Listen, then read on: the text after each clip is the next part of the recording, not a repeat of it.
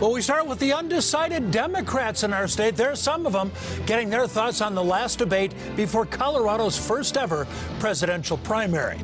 Good evening to you. I'm Jim Benneman. And I'm Karen Lee. You're watching CBS4 News, now streaming live on our 24-hour news service, CBS and Denver.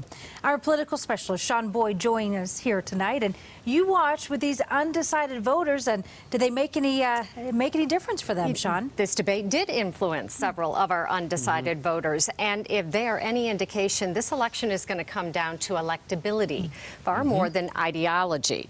Our 5 undecided voters, a diverse mix, not just in terms of race, sex, and age, but in terms of how progressive they are. Some are the anybody but Sanders voters. Others lean Sanders but are worried about whether he can win a general election. For the most part, our voters knew where the candidates stood on the issues coming into the debate. This is the 10th debate. They wanted to see how they defended their positions and responded under pressure, how they might hold up if they went toe-to-toe with Donald Trump. Several of our undecided voters in the end saw Elizabeth Warren as the winner of this debate. I thought that the way that Elizabeth Warren held her own, she was strong, assertive, and I like that she stuck with the theme of people like a progressive agenda, but you also need to be moderate enough to get it done and have a plan.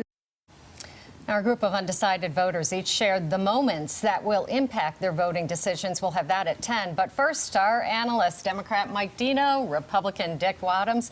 They also watched the debate with us. So did this debate change the trajectory of this race in any way, Dick? No. Bernie Sanders came into this debate tonight the clear frontrunner.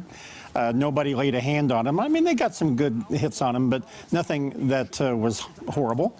And he came out of this the winner because nobody laid a glove on him, ultimately. It's interesting. I expected more attacks on Sanders tonight. Well, I think they laid into him. I really did, but he's pretty good at fending them off. And, you know, he created some new issues like Cuba and Israel that he was able to stake out his positions on. But people, by and large, the non-Bernie crowd, nobody emerged to be the person to take him on. And that was the big point of this debate, I think, coming in, is who is going to be that anybody but Bernie other candidate here, which really you need, or Bernie's going to continue the momentum. Right. And the only one who can probably emerge from the non-Bernie contingent is Mayor Bloomberg, because he's got $500 million he can spend. So that keeps him in the race. But I agree with the uncommitted voter. I think that she had a good night. But Elizabeth Warren. But I don't think it was a breakout night, and that's what somebody needs. Several of the voters told me that they felt Elizabeth Warren, that's where they were leaning, because they felt that she was the one who could really go toe-to-toe with Trump. Well, I think that's accurate. I think Sanders, they feel, is not a winnable candidate in the general election, and that's what a lot of the other candidates want to make a point of.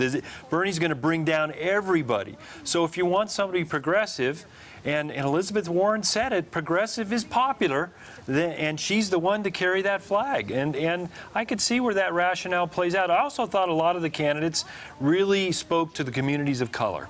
And that was especially important for South Carolina, where if Joe Biden has any chance, does he after this debate? Well, I think he still has a chance at eking out a victory, because he had his firewall is the African American community there, and he should have a small percentage victory.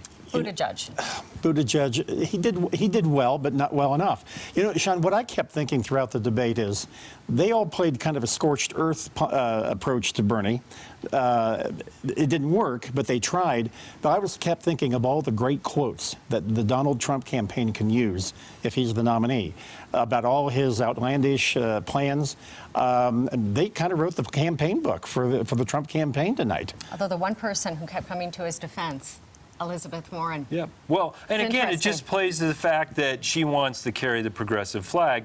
I do think, and I agree with Dick, there was a lack of trying to highlight what the president isn't doing. The only place I think they really made that point was on the coronavirus and what he's done to debase the CDC and not be prepared for this epidemic. And I think they highlighted that well, but other than that, they fought with each other. Okay, quick Yeah. final thoughts?